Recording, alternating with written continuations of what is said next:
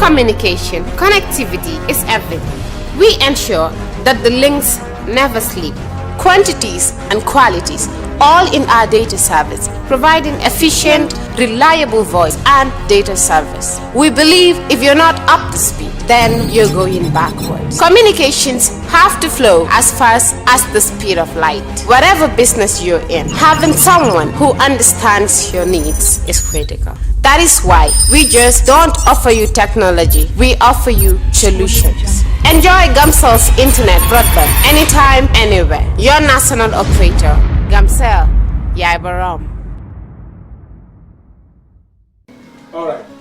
Honey, did you remind him that the last time he sent the money, it was not enough to buy all the provisions? Oh, sorry, I forgot to tell him. Are you guys talking about money transfer to buy provisions? Yes. But don't you know about Baluwo? Baluwo? What is Baluwo? Baluwo is a service that your son can use to send provisions directly to you guys from the shop. And you don't have to worry about the exchange rate. Tell me how Baluwo works. It's very simple. Just log on to baluwo.com and shop, or download the app on your phone. You can shop on the website or using the app to buy online basic products for your family and friends. With Baluwo, you decide what your money is spent on. Your money, your choice. Buy online products for your family and friends in the Gambia, Senegal, Nigeria or Mali. Baluwo, better than sending money. Are you thinking of owning your dream homes? EJ Investment is here for you. Secure our quality bungalows with 2, 3 or 4 bedrooms, or our story buildings 3 or 4 to 5 bedrooms at very affordable prices with flexible payment plans at our Sanyang Seaview Estate, where you can enjoy the cool breeze with modern infrastructure such as tar roads, covered drainage system, modern electrification with street lights, gated entrance with security posts, and social amenities such as gas station, shopping mall, medical clinic, park, schools, children daycare, and a lot more.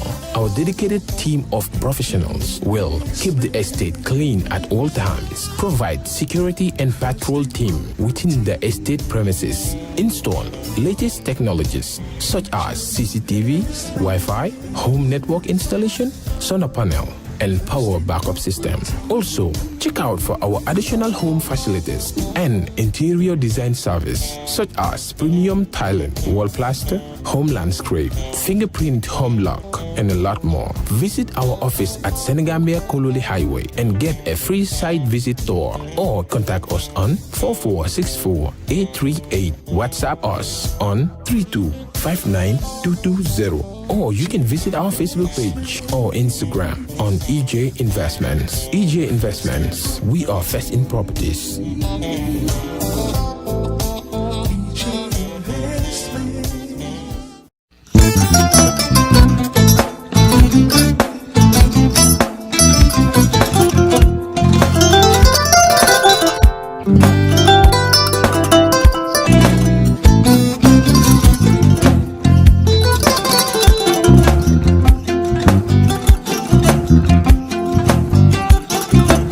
Agada. Mbijan aganyadi. Albaka. Mbaka important. Yo, nga transfer la sto. Ya transfer la sto. Ha, code nyingi. Okay. Korsa. Nsila ID soto. Ah, sa soto. Sorry. Agada. Mbijan bro. Albaka. Mbaka. Bara alla service o tariaka. Ah, mbare ki janna nun kunu bara tariaka. Ah, jannom yona forest de bureau. Gambia tonkon na no mbari ya bere. Ha. Birim koyna fo kato. Bari si kodo kino kato ni fo bolong blabe. 56 branches mola sota Gambia jam. Ha? Ha. Gambia kono ani Gambia bantala bankol. Nka kodo kiya bere. Kodo sifa fo falindiro fo nyaadi lafta memmen na kodi to poto nin kodi maraw. Jannam number 1 di nyonta. Andum fana nata anoda enterprise sotale. Wolam nyindi ko domorol fana kol fana be firale de dadi mani domorol dil fana beteat. Gambia dawda yalo ngam fa kendol sotale je. Ha, wo mo yo diat ha. Apelenta baraka ba. Ni mo lafta nyelen kendol e bina. Yalo bu kanyi la ko la baraka ba. Yalo ndel chosano lo. Abaraka.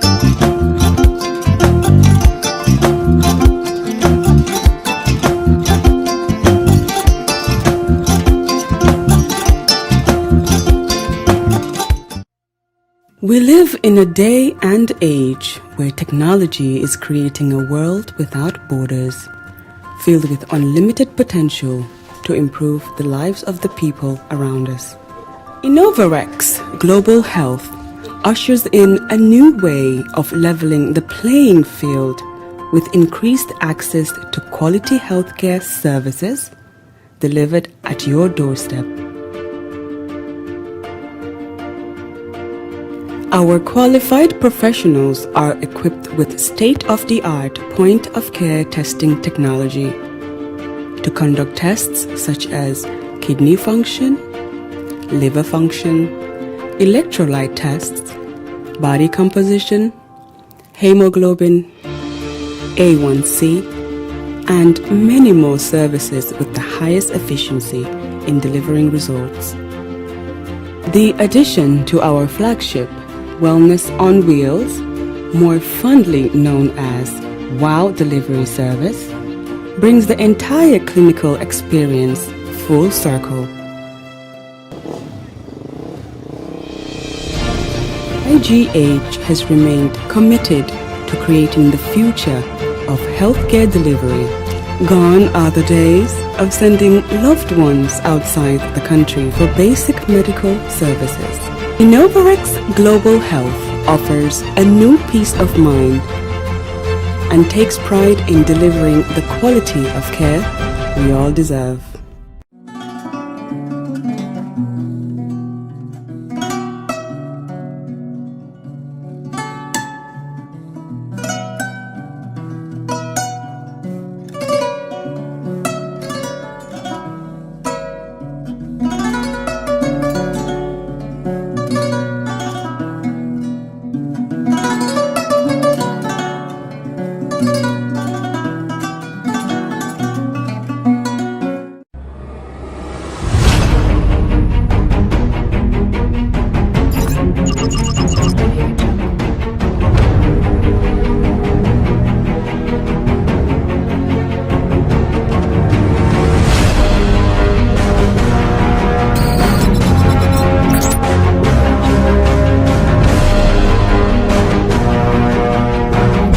In communication, connectivity is everything. We ensure that the links never sleep.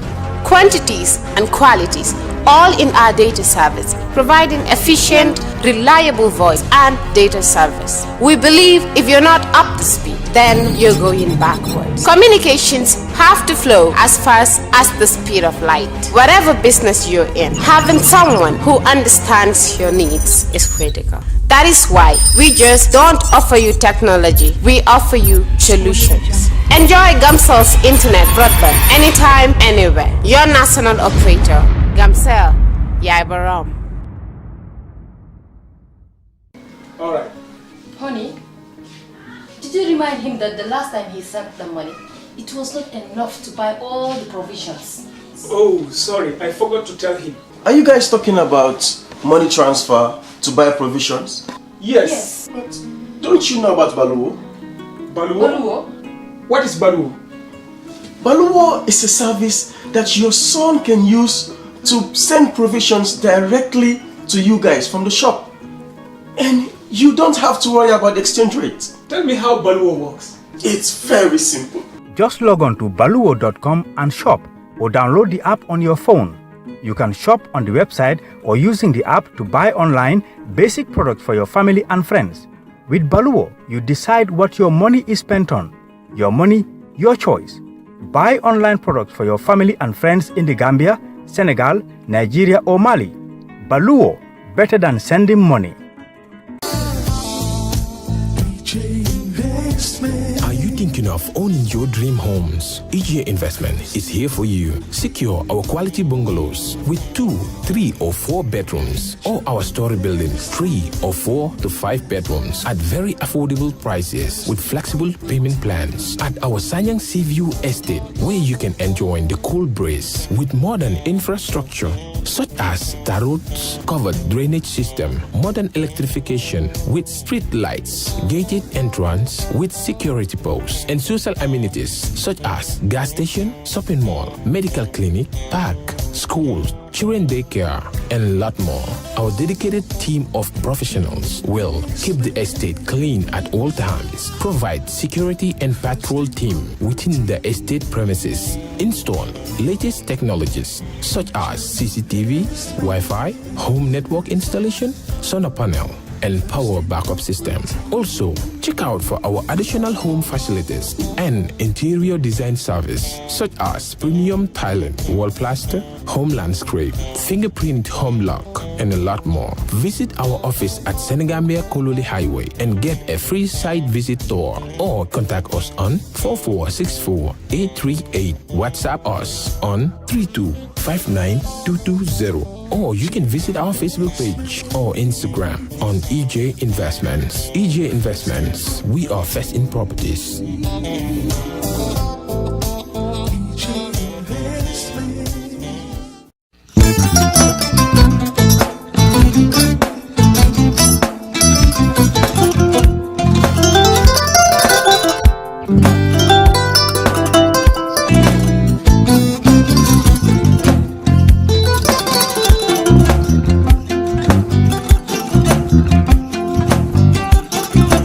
Agada. Mbijan aganya. Albaka. Mbaka important. Yo, nga transfer la sto. Ya transfer la sto. Ha, code nyingi. Okay. What's Nsila ID soto. Ah, sa soto. Sorry. Agada. Mbijan bro. Albaka. Mbaka. Bara alla service o tariaka. Ah, mbale. Mo ki janna nun kunu bara tariaka. Jannom yona forest de bureau. Gambia tonkon na no mbali ya bere. Birim koyna fo kato. Bari si kodo kino kato ni fo bolon blabe. 56 branches mola soto Gambia jam. Ha? Gambia kono ani Gambia bantala bankol. Nka kodo kiya bere. Kodo sifa fo falindiro fo nyaadi lafta memmen na kodi topoto nin kodi maraw. Jannom number 1 ti nyonta. Andum fana nata anoda enterprise sotale. Wolam nyindi ko domorol fana kol fana be firale de dadi ma ni domorol ni fana beteata. Gambia dawda yalo ma fa kendol sotale je. Wo moyo diat ha. Apelenta baraka. Ni ma lafta nyelen kendol e bina. Yalo bukani la ko la baraka ba. Yalo ndel chosano lo. Baraka.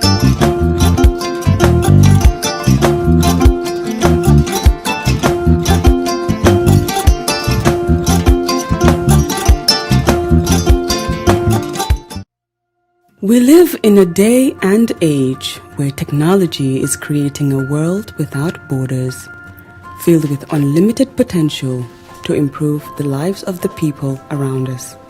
Innovarex Global Health ushers in a new way of leveling the playing field with increased access to quality healthcare services delivered at your doorstep.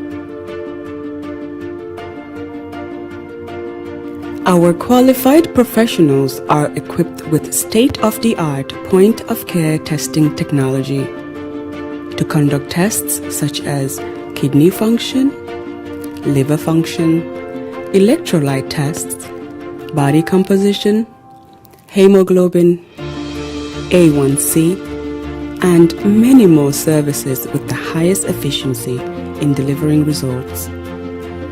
The addition to our flagship Wellness on Wheels, more fondly known as WOW Delivery Service, brings the entire clinical experience full circle. IGH has remained committed to creating the future of healthcare delivery. Gone are the days of sending loved ones outside the country for basic medical services. Innovarex Global Health offers a new peace of mind and takes pride in delivering the quality of care we all deserve.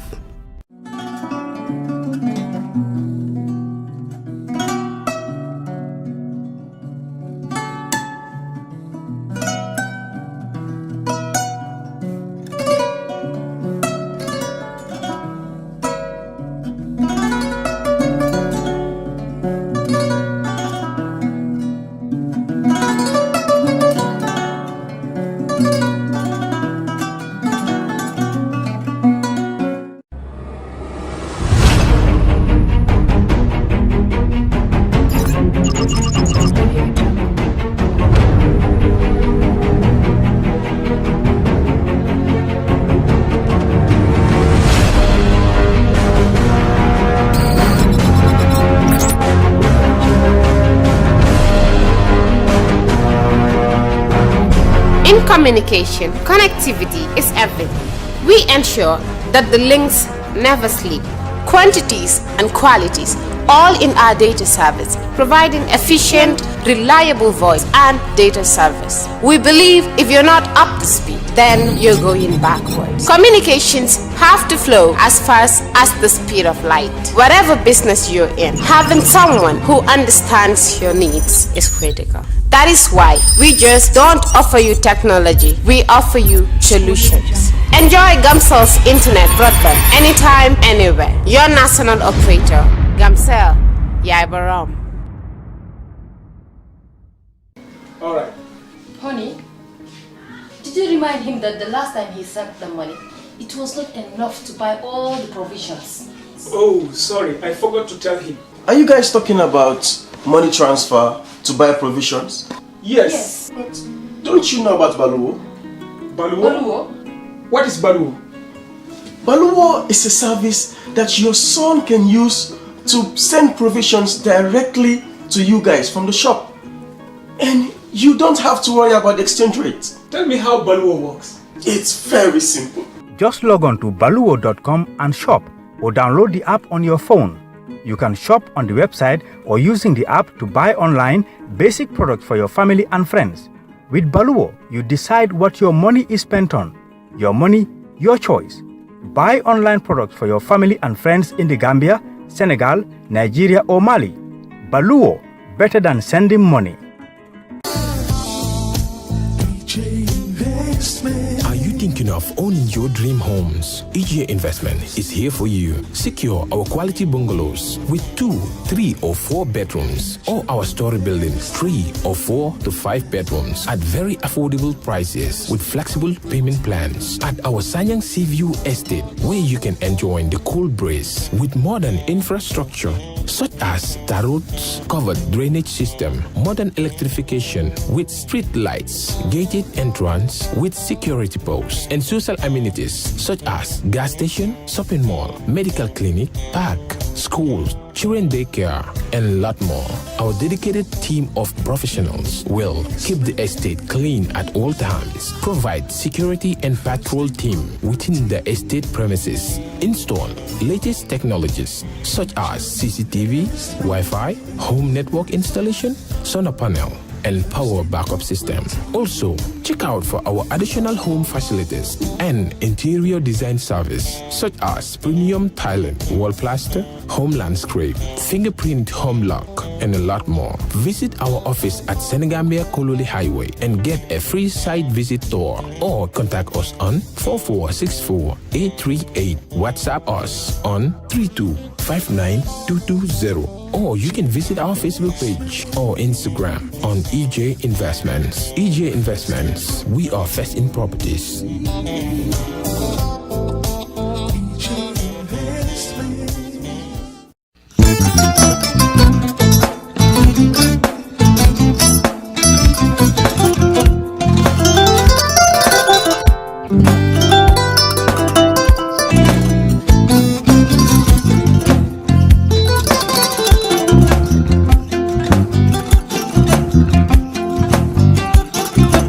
Agada di. Mbijan aganya. Albaka. Mbaka important. Yo, nga transfer la sto. Ya transfer la. Ha, code nyinji. Okay.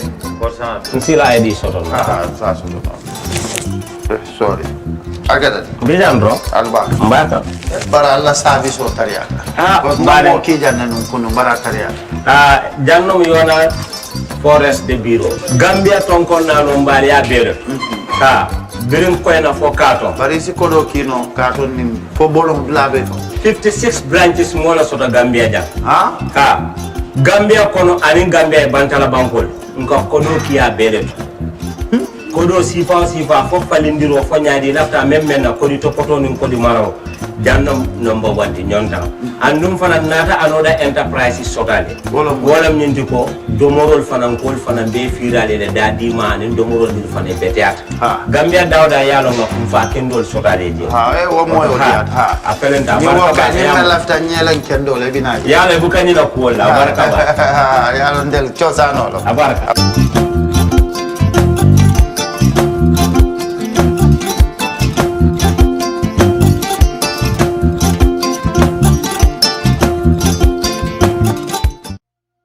We live in a day and age where technology is creating a world without borders, filled with unlimited potential to improve the lives of the people around us.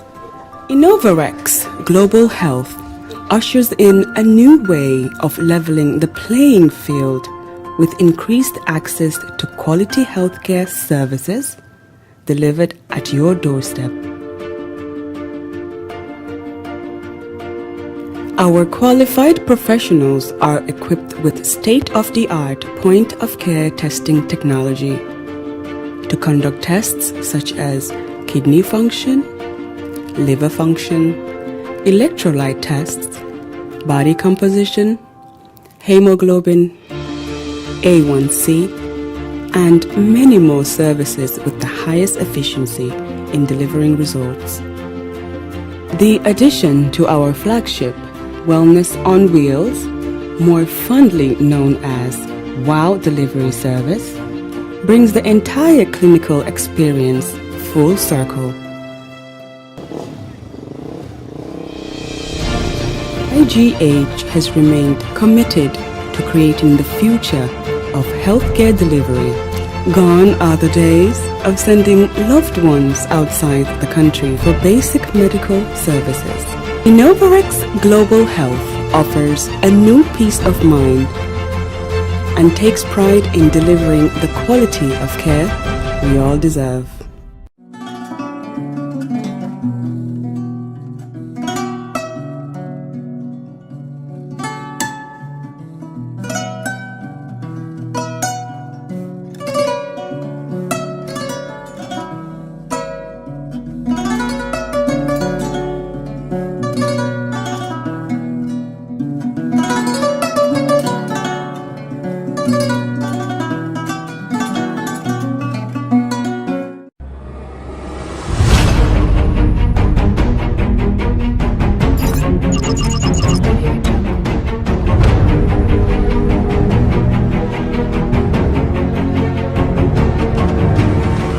Everyone, and welcome back to the public hearings of TRRC. I hope you all had a very restful weekend. Imam, you have the floor if you can offer some prayers, please. Thank you, Chair. Bismillahirrahmanirrahim. Alhamdulillahi Rabbil Alameen.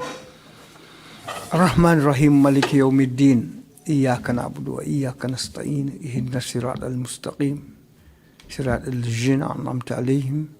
خير المغضوب عليهم ولا الضالين آمين فلله الحمد رب السماوات ورب الأرض رب العالمين وله الكبرياء في السماوات والأرض وهو عزيز الحكيم بحرمة اللهم فسلم وسلم وبارك على هذا النبي الكريم سيد سند العظيم ذو القلب الرحيم سيدنا محمد وعلى آله وصحبه وسلم تسليما سبحان ربك رب العزة عما يصفون وسلام على المرسلين والحمد لله رب العالمين آمين. Amen. Shukran, Imam Jallo. Bishop, you have the floor, please. Thank you, Chairman. Lord God of power and might, we continue to thank you for your grace, your mercy, your love and your compassion over every humankind planted in every nation of the world. We thank you for seeing us throughout the past week. We thank you for ushering us to the beginning of an other working week, the last week in this month of April. We continue to submit the witnesses that will come before this commission now and against the end of this month. We continue to pray that you shall grant each and every one of them to be able to speak the truth boldly and grant the commission the discerning spirit to discern between truth and falsehood. We continue to pray for the population of the Gambia, the diaspora, and the international community, all of whom have interests in the TRRC. Grant each and every one of them the patience to be able to allow the commission to take its proper course. This we ask through Jesus Christ our Lord. Amen. Amen. Thank you very much indeed, Bishop Odeko. Council, if we're ready with this morning's witness, you may please proceed. Thank you, Mr. Chairman. Good morning, Mr. Chairman. Good morning, Commissioners. Mr. Kambi, can you kindly assist with the witness?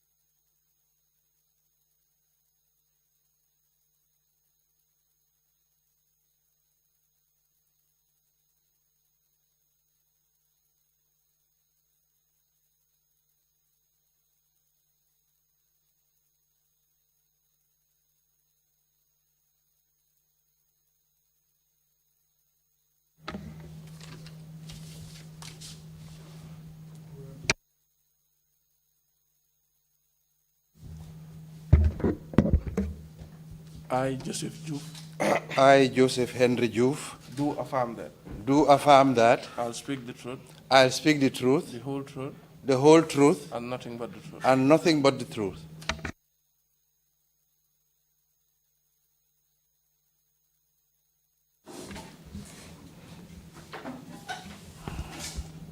Good morning, Mr. Witness. Good morning. Welcome to the TRRC. Thank you. If I may ask, what language would you like your testimony to be interpreted in? I'll try speaking English. I'll speak in English. For the interpretation, that is. Yeah, English. Would you prefer Wolof or Mandinka in the background? Yeah, any language you have is fine. Can we please have the Wolof interpreter? Okay, thank you very much. As you already know, my name is Mariama Singate, and I will be leading you this morning. Thank you for your willingness to assist the Commission in its investigation in the judicial sector to uncover how Jammeh used the justice sector to entrench himself. As you have willingly submitted yourself... Oh, my apologies. Okay. As you have willingly submitted yourself on the TRRC, it's my duty to tell you that lying to the Commission is an offense. As you have affirmed, you have the duty to speak the truth and nothing but the truth. For today, I will propose that we discuss the following topics. Your bio details, so that the Commission will get to know who you are, your educational background and your work experience, your work which relates to the Commission of Inquiry into the April 10 and 11 incident,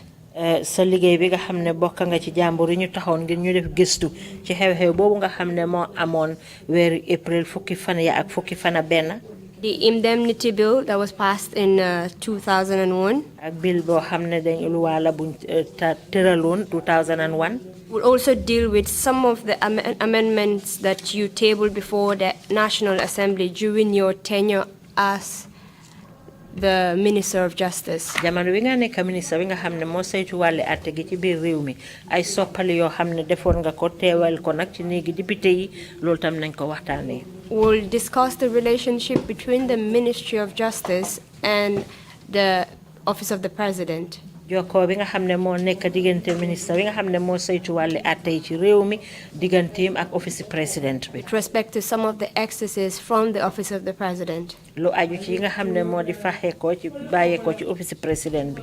We'll also discuss the issue of judicial interference, that is, if you have anything to say on that topic. Dinañ waxtaanee tamit lu aju ci li nga xam ne ñu ngi dugal seeni loxo ci doxalini bunti àtte gi ni mu doon demee su fekkee ne am nga dara loo ci war a wax. And at the end of the day, the commissioners will also get the opportunity to ask you questions. Ko defee nag balaa ñoo tàggatoo yow commissioner yi ñoom tam dinañ la laaj luñ la bëgg a laaj. Can we start now, Mr. Joof? Ndax mun nañoo door. Oh yes, thank you. Wow. Can you please tell the commission your names? Commission bi sa tur ak sa santa. My name is Joseph Henry Joof. Maa ngi tudda Joseph Henry Joof. When and where were you born? Fan ak kañ nga juddu? I was born in Banjul, Gambia, on 25th October 1960. Maa ngi juddu ñaar fukki fan ak juróom ci weeru October 1960 ci Banjul ci Gambia. Kindly give us a brief summary of your educational background. Ngel tenkal ñu rek lu aju ci sa njàng fan nga jaar. I went to St. John's Primary, then I went over to St. Augustine's High School. Maa ngi dooree St. John's Primary, then gannaaw loolu ma dem nag St. Augustine's High School. Where I did the GCE O-level. Ma def fa nag nattu xam-xam GCE O-level. Then I went over to Gambia High School. Ma continue dem Gambia High School. Where I did my A-levels. Ma def fa nag ma xamam A-levels. I was the head boy at Gambia High School. Jamono jooju nag ma jiite nag xale yu góor yi nga xam ne ñoo daan jàngee Gambia High School. In what year did you do your GCE and A-levels? Ban at nga def sa GCE ak A-levels? I can't remember now, but I think it must have been in the 80s. Munuma fàttaliku daal waaye nag ci boori atum 1980 jëm kaw la. Then I went over to Kiel University, University of Kiel in North Staffordshire in the United Kingdom, where I did. Dem nag Angleterre ci University of Kiel. Where I did a BA honors in law and economics. Ma jàng fa nag lu aju ci wàlli koom-koom ak lu jëm ci mbiri loi. And I graduated, I think, in 1985 with a BA honors 2-1. Ma dal di fa jeexale nag njàng ci kayit goo xam ne ni ma xamam for la ci honors ci wàlli li ma fa doon jàng ci 1985. Then I went over to London in the Council of Legal Education. Ma demaat London nag ci Council of Legal Education bi foofu am njàng la. Where I studied for the barrister at law. Ma jàng fa nag lu jëm ci wàlli barrister wàlli loi. And I was called by the Honorable Society of the Inner Temple. Ci lim ko waxee nag ñooñu ñoo ko dal di fekk. To the Bar of England and Wales. Ci Baay England ak Wales. In 1985. Ci atum 1985. Later on, I returned to the Gambia. Gannaaw loolu ma dellusiwaat Gambia. Was employed in the Attorney General's chambers and Ministry of Justice. Ma commencé liggéey ci buntu liggéeykaay ministre bi saytu wàlli loi ak àtte ci réew mi. As State Counsel. Ma nekk nag loi réew mi. When did you start working at the Attorney General's chambers as State Counsel? Kañ nga commencé di liggéey ci Attorney General's chamber boobu? I believe it was in 1986 or early 1987. Yaakaar naa daal ci atum 1986 wala ci weeru njëkk ci 1987. As State Counsel. Ma nekkoon nag looyaay nguur gi. And I subsequently left. Gannaaw loolu ma bàyyi. Went into private practice. Ma dem nag di yaxantul suma bopp. For how long did you work as a State Counsel before leaving for the private practice? Ba nga nekkee looya nguur gi ñaata diir la jël balaa ngaa dem def liggéeyal sa bopp? I believe about 2 or 3 years. Yaakaar naa ñaar ba ñetti at. Can you tell us during those days how it was like working at the Ministry of Justice? di ñu mun a wax jamono jooju liggéey bi naka la meloon jamono ji nga liggéey ci liggéeykaay bi saytu wàlli àtte bi. It hasn't changed much really. As state counsel, you were assigned to a particular office, either in the director of prosecution's office to work with him and his staff. wecceeku wi nag melutoon noona ndax jamono boobu dañ lay ebal nag ci liggéey nga xam ne nii nag da ngay liggéey ak director of public prosecution wala ngay liggéey ci ronam daal. For some time, helping him pursue cases for the government. bu ko defee nag mu ñuy topp nag li nga xam ne nii mooy tefaar yi nga xam ne nii lamboo na ak nguur gi. Then later on, you would be moved to the civil division. gannaaw loolu nag ñu toxal la ci civil bi attekaay bi. Where you would help government in terms of its civil responsibilities and international, with international organizations and civil cases, everything civil. loo xam ne daal mbiri civil la du tefaar boo xam ne nii dañ ko topp ci cëri loi bu ko defee nag moo xam diggante Gambia ak yeneen mbootaay yi nga xam ne ñu ngi jóge ko bitim réew. While you were working as a prosecutor at the DPP's office, bi nga liggéey foofu nag ci ron office DPP bi. Would you say that there was any form of interference with respect to the manner in which cases were prosecuted in court, that is by the state? Ndax di nga mun a wax nag ne nguur gi dafa am yan dugal gémmeñ yoo xam ne wala dugal seen loxo ci mbiri àtte bi nga xam ne mu ngi doon am jamono boobu. No, I was so interested in doing my job. I didn't think of that kind of thing. At that level, you don't get involved in that at all. waaw loolu daal du daan mën a nekk nag ndax jamono boobu rek ci maqaama moomu doo si daan àgg ndax maa ngi doon jubal bopp rek li nga xam ne mu ngi aju ci suma wàlli liggéey. From what you perceived while working there, ci li nga xam ne moom nga doon séntu na jamono ja nga xam ne yaa ngi fa doon liggéey. did it seem to you that the office of the DPP was independent in the manner in which they prosecuted cases? Ndax nuru woon na nag ne DPP office am bi ñu ngi doon liggéey ci seen coobare bopp ci anam yi nga xam ne noonu lañ deen àttee. I believe so. waaw yaakaar naa loolu de. And subsequently, from the civil division, you would probably move to the curator's office to help the registrar general and curator with estate matters, company law, company matters, things like that. gannaaw loolu it mën nañ laa toxali tamit ci yeneen i bunta boo xam ne ni nag mu ngi jëm ci wàlli luwaay compagnie ak leneen loo xam ne jëfnante na ak mbiri compagnie. After going into a private practice, gannaaw boo xam ne yaa ngi dem nag di liggéeyal sa boppa. Did you at any point take up any position in government? Ndax am na benn liggéey place boo xam ne nag jox nañ la ko ci nguur gi. Not really, not in government, no. Déedéet nekkul rek ak nguur gi de. I was mostly engaged in, say, working on school boards. For example, St. Augustine's High School, where I was chairman of the board for many years. And St. Joseph's High School also, where I was a member of the board. kan léegi li ma ci gën a liggéey moo nekk board member comme lu mel ni ki St. Augustine's maa jiite woon seen board member yi ci at yu bëree bëri ak St. Joseph yi tamit bokkoon naa ci seen board member yi. And ICE High School as well. ak ICE High School yi tamit. I was a member of the board. bokkoon naa ci nag ci board bi. Otherwise, I was just doing my private practice. lu ko mooy nag dama doon nekk rek di toppatoo suma liggéey. When you were, during those days when you were in private practice, ci jamono jooju nga xam ne nag yaa ngi doon liggéeyal sa boppa. Did you occupy any position at the GBA? Ndax am na benn place boo xam ne yoroon nga ko ci fi ñoo wax GBA. You mean the Gambia Bar Association? Yes, my apologies for abbreviating. Yes, I was the president of the Gambia Bar Association. waaw maa nekkoon président yi Gambia Bar Association di mbootaay lawyer yi fii ci réew mi. And vice president of the African Bar Association. te tamit maa toppoon nag ci ki jiite woon ci West Africa Bar Association di mbootaay lawyer yi ci diwaani Afrique sowu jant. And his acting chairman because the chairman was sick for many years. te tamit sax day maa ngi doon yaxantu si bopp ndax ki ko jiite woon dafa feebaroon ci ay at yu yàgg. Can you tell us in what year you were president of the Gambia Bar Association?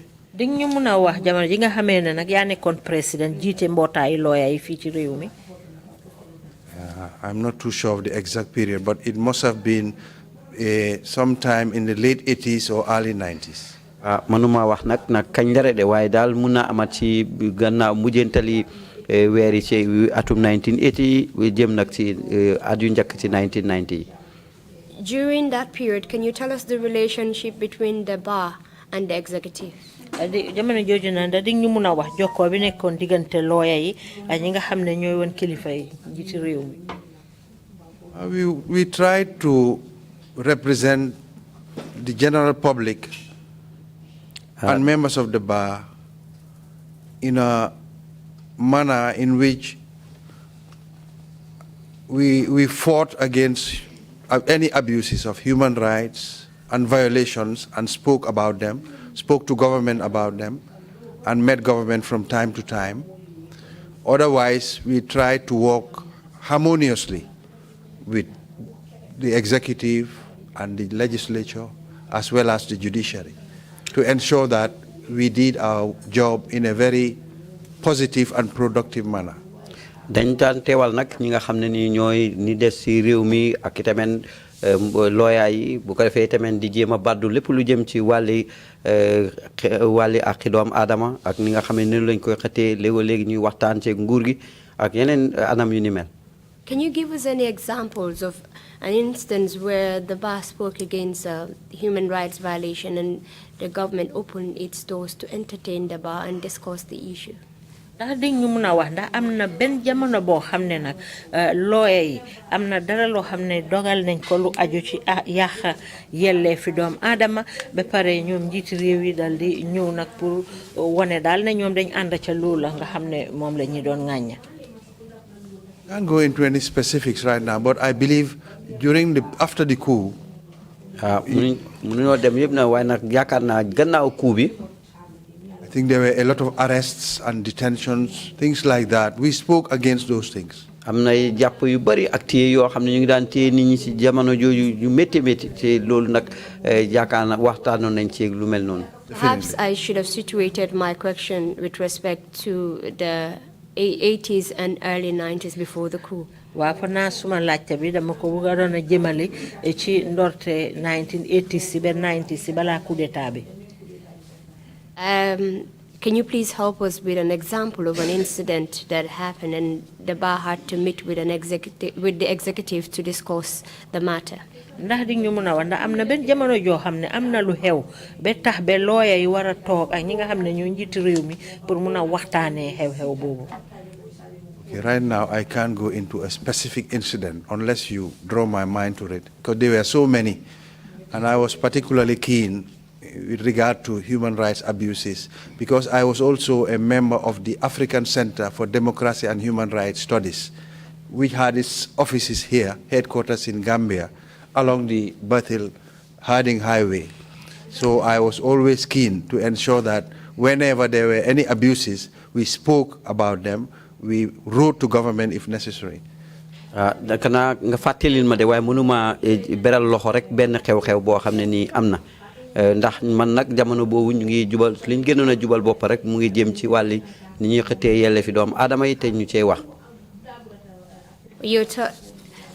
Are you saying that during the 80s and early 90s, the executive was very accommodative of the bar with respect to human rights issues? ndax da nga bëgg a wax nag ne ci jamonoy atum 80 ba ci ndorte 90 ñi nga xam ne ñooy woon jiite réew mi kilifa yi nga xam ne ñoo jiite woon réew mi ñu ngi doon àndandoor nag ak ñi nga xam ne ñooy lawyer yi ci seen liggéey pour jaarale ko ci yoon.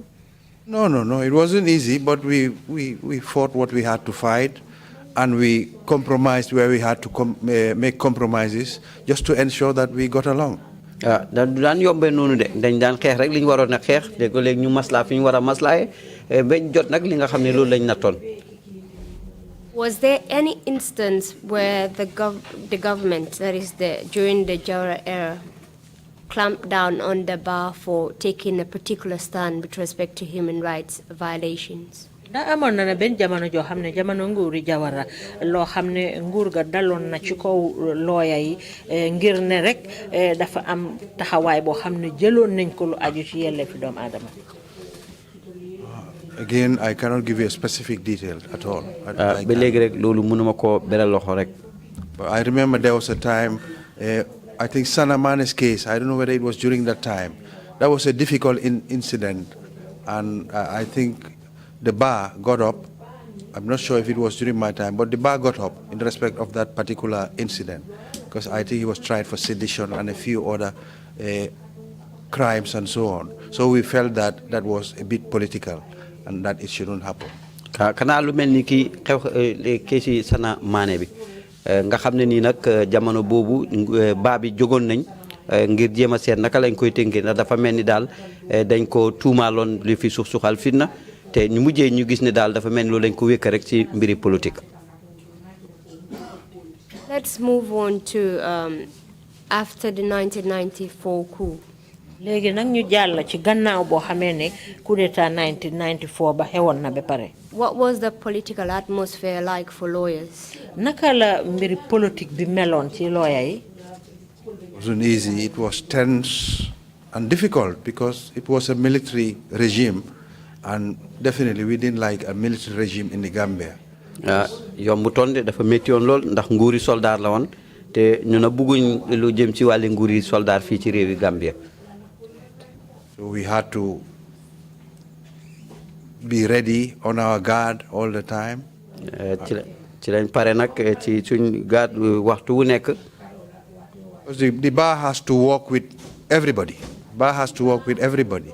So we had to work with the particular regime where we had to. We had to complain where maybe there were arrests and detention. A lot of those things. We didn't like them at all. Mbootaay lawyer yi nag ñëpp lañ war a liggéeyat mooy nag ci jamono bi nga xamee ne ni jàpp yi danay am tey tamit fu ñu war a tawat ñu dal di ko tawat ak nu munti mel ndax loolu daal bëgguñ woon ko. The Commission has received evidence that the military government did not adhere to the voice of the bar with respect to the human rights violations that were being committed by them during those periods. Commission bi nag seede yi nga xam ne moom lañ fi jot daal mooy ne ñoom njiiti réew yu jamono boobu noonu duñ daan ànd ci ndogal yi nga xam ne moom la lawyer yi daan jël lu aju ci mbiri yelleefi doomu aadama jamono boobu. That may be right, because we were against abuses and the fact that it was a military regime, so it wasn't easy. What they wanted to do was to get on with what they were determined to do, and it was mostly unlawful. As far as we are am na xëtt yelleefi doomu aadama yu bëri yoo xam ne nii amoon na te loolu dëppoowutoon ak yoon tax ci tamit nag nguuri soldat la te foog si mu jafe. For how long did you serve as president of the Gambia Bar Association? I think ñaata diir nga nekkoon président ci mbootaayu lawyer yi fii ci réew mi. I did 2 terms really, and then I left so that someone else could take it up as well. Yaakaar naa def naa fa ñaari mandat bu ko fee nag keneen moom itamit mu la continuer. After serving as the president of the Gambia Bar Association for 2 terms, what else did you do? Gannaaw boo nekkee nag président bi jiite mbootaayu lawyer yi ñaari mandat gannaaw bi loo def. I just got on with it. I went into my practice and just got along. Dama continuer rek suma liggéey ni ma daan def.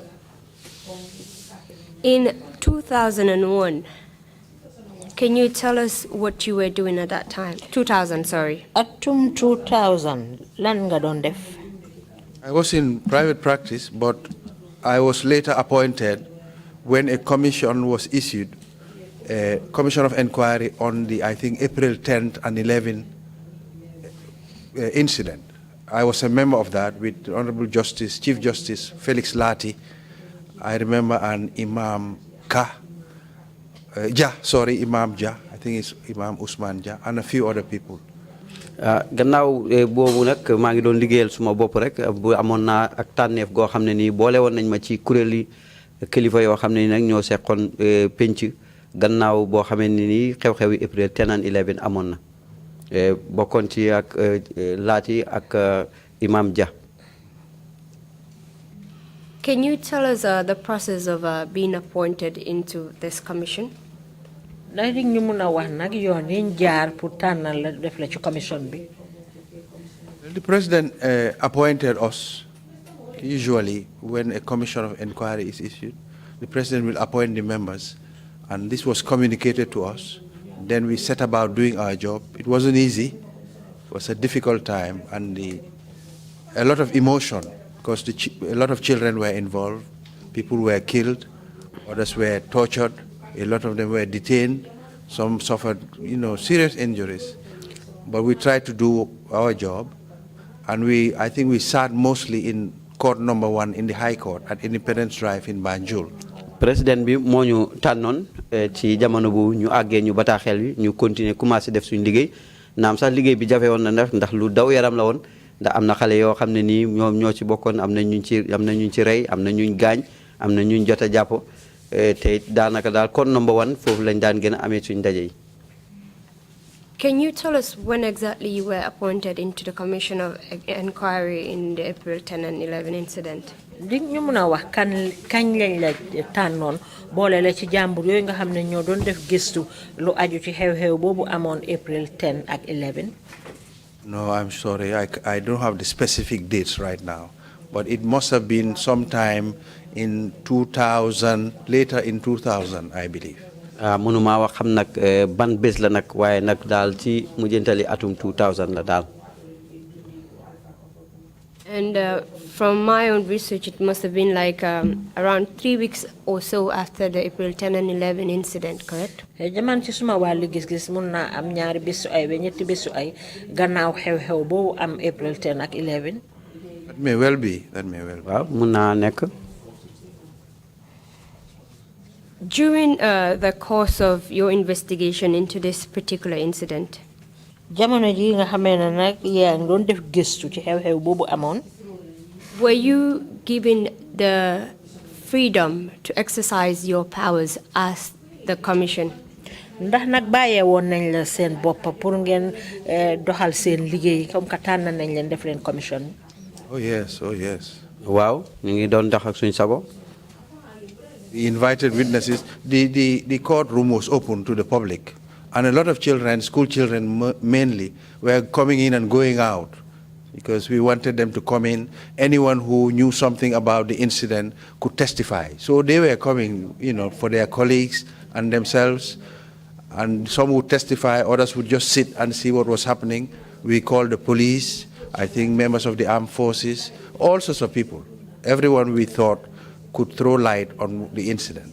bunte boobu nag dañ ko ubbi woon pour ñëpp rek rawatina nag taalibe yi lay xale yi doon jàng ñëpp ñu ngi daan ñëw kenn koo xam ne ni daal am nañ njortu ne daal war nga see xam dara mën ngaa ñëw àggale sa wax muy ñoom xale yi ñoom police yi ak soldat yi.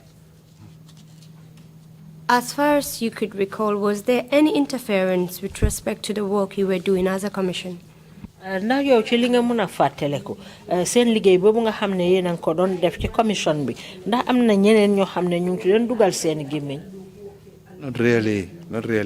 I don't think so. déedéet yaakaaruma ko de.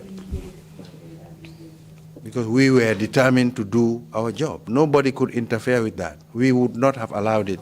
And the Chief Justice at the time too was very diligent. He was a Ghanaian Chief Justice. And everyone just wanted to do what we had to do. jamono boobu nag ki nga xam ne ni moo ko jiitoon Chief Justice bi nag ab Ghanaian la woon ku dëggu te tamit nag ñun jamono yooyu daal ñu ngi am pas-pas lu dem ci suñu liggéey kenn mënut a def loolu. You were able to call all the relevant witnesses necessary for your inquiry, correct? seede yi nga xam ne yëpp amoon nañ solo nag ci seen gëstu boobu ndax mënoon ngeen a oo ñëpp. Basically, but I don't think everyone came out. See, at that time, it was relatively new and sort of fresh. So we did not get to know all those people who knew the details, but we called as many people as possible. Some of the members of the armed forces who were deployed on that day, their commanders, for example.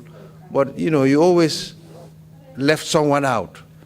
dañ daan oo ñëpp nag waaye du ñëpp ñoo daan ñëw nag parce que ñi nga xam ne nii ñoom lañ jot ne daal am nañ ci loxo di ñi ebaloon bés boobu pour ñu dem liggéey ci ak itamit seen ñi leen jiite woon foog si rek am ñoo xam ne ni daal danañ des gannaaw. We did have a hearing with respect to this particular commission, that is, this particular theme, that is the April 10 and 11.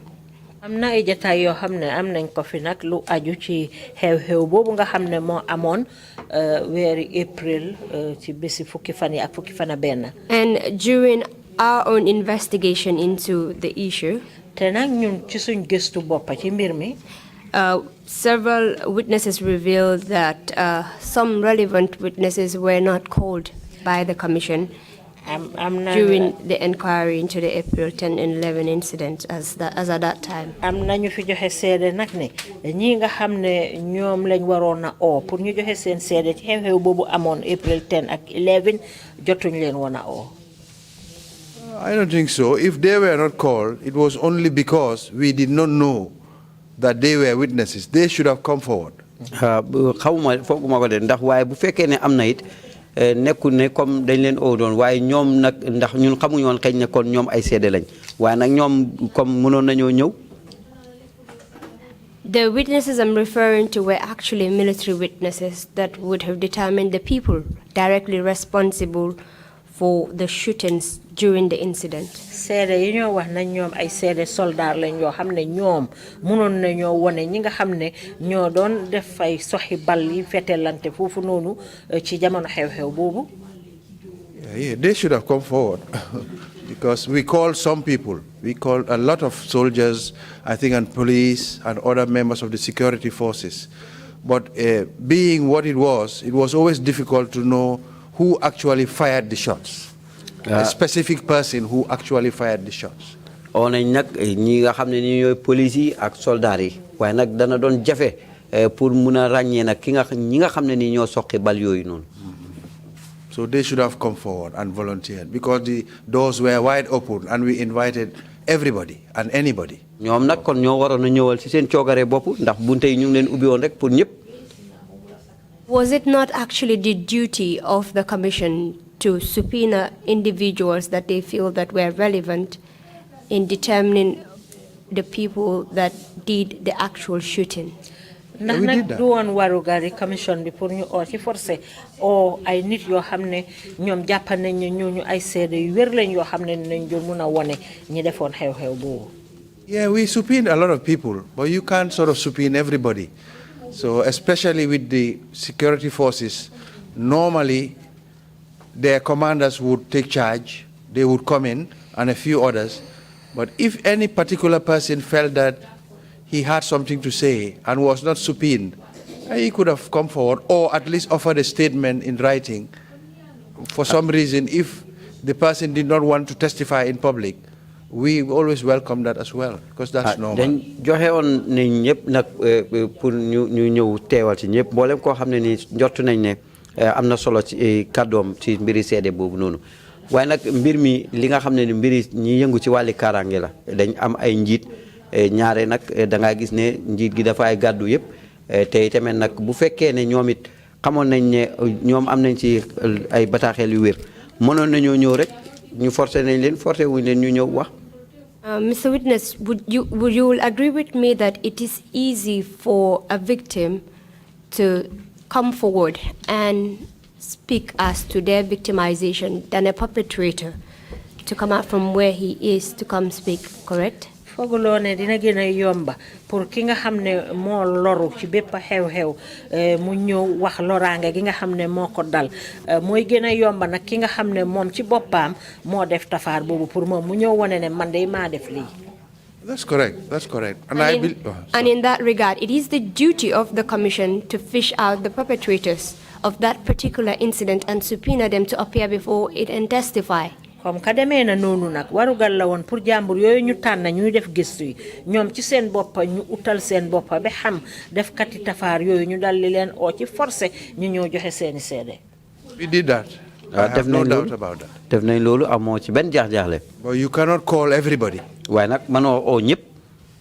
I think now those who probably came before this commission, it's because that regime and that president is probably no longer around. So some of these people have found it easier to come forward. Maybe they were afraid during that time because Jammeh was still the president. Was it fear or was it a cover-up during that time? Who would cover it up?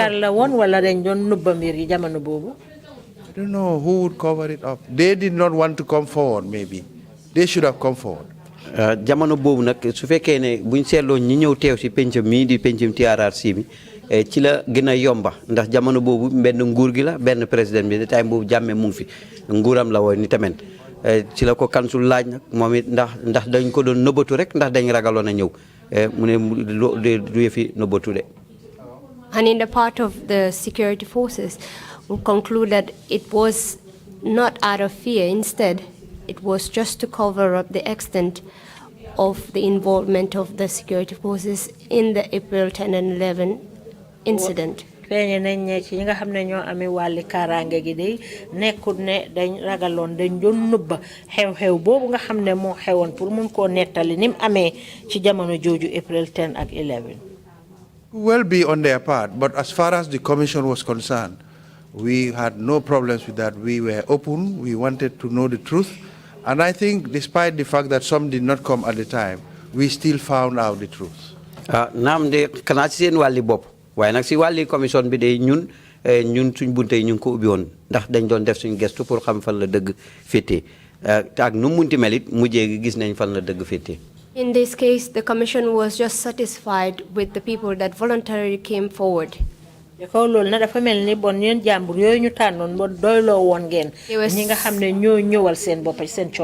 were satisfied to just scrape the surface. And the Commission did not go deep into the actual root cause of the incident. Commission We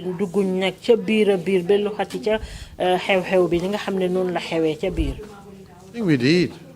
We went as deep as we could at the time, and we subpoenaed a lot of witnesses.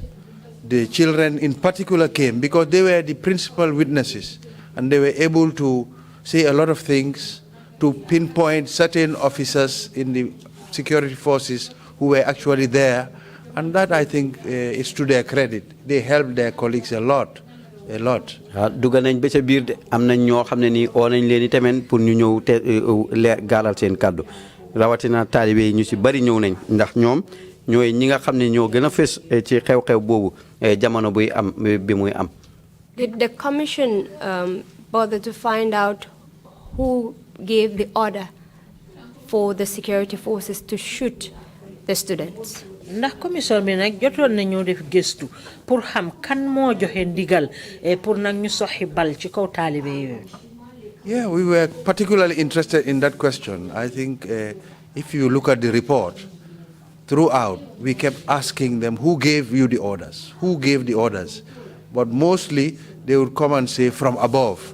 But in the end, we decided, we held that it was from the president and probably whoever was in charge at the time, because I believe he traveled. laajte boobu nag nekkoon na li nga xam ne lu ñu soxal la woon boo seetee ci report bi saay bu ne rek ñu ngi koy bamtu di ko bamtuwaat ba mujjee gi daal ñoom li ñu daan tontu rek moo nekk ndigal bi ci kaw la jóge ko ñu ni tamit ñu sottal rek wane ne kon de ndigal boobu mooy ki njiiti réew mi ci moom la jóge ko jaar nag ci ki nga xam ne ni moo fi desoon ndax jamono boobu dafa tukki woon. The Commission had witnesses who testified that the orders to shoot at the students was from above. Commission bi nag am nañ fi ay seede yoo xam ne wax nañ ne ñi joxe ki joxe ndigal li pour ñu soxi bal ci kaw taalibe yooyu dafa jóge ko ca kaw. And yet the Commission was silent on that particular issue. Te Commission bi nag loolu dañ ko noppi waale woon. There is nowhere in the report where it is stated that the orders actually came from the president to shoot at the students. Amut fen foo xam ne report biñ mujjee binda nañ ko fa pour wane ne président bi moo joxe ndigal ne nañ soxi bal ci kaw xale school yooyu muy taalibe. We were interested in evidence. So although a lot of them said they didn't go directly and mention his name, they did not. As I said, they were saying mostly it's from above, it was from above. So, but we tried to follow the chain of command, and I think there were certain either platoons or commanders also who were there on the day, because it had all kinds of connotations, civil and criminal liability. So we went in and homed in on those who actually did the shooting. That's what we did. ñun nag suñ gestu ñu ko wéeroon rek ci ay firnde yoo xam ne ni ñu wéer la ci kaw nag jamono boo xam ne nii amul fenn fuñ ko tudd moom it ne tudd turam ne moo ko def waaye nag dañ daan wax rek ne ndigal bi mu ngi jógee koo ci kaw si kaw loolu nag ñuy sottandeku nag lay yooyu noonu ba mujjee gi ci ñi nga xam ne ñoo jiite kippi soldats yi muy platoon yi ak commandé ñi nga xam ne ñu ngi fa woon ba mujjee gi daal ñu sottal nag li nga xam ne nii moo nekk ne fan la ndigal yi jóge. So the commission was just satisfied to pinpoint the blame on those that did the shooting and not the actual persons or person that ordered the shooting. ñoom commission bi daal dafa mel ni doyloo woon nañ pour nag joxoñ baaraam ñi nga xam ne ñoo def soxi bal yooyu waaye nag jëmuñu xóot ba ca biir pour xam kan moo joxe ndigal li. As I indicated, we were interested in evidence, and those who came in, especially the children, were pinpointing people who actually shot them. ñun nag comme li ma la fi waxoon rek ñun dañuy dox ak firnde te ñi nga xam ne ñooy taalibe yi nga xam ne nii ñoom ñoo gënoon a fës nag ci ay ci bés bu xew-xew boobu ñoom liñ daan wax rek mooy di joxoñ ñi nga xam ne nii ñoom ñoo leen fetal. You just testified not long ago that you had witnesses come in and inform the commission that the orders to shoot came from above.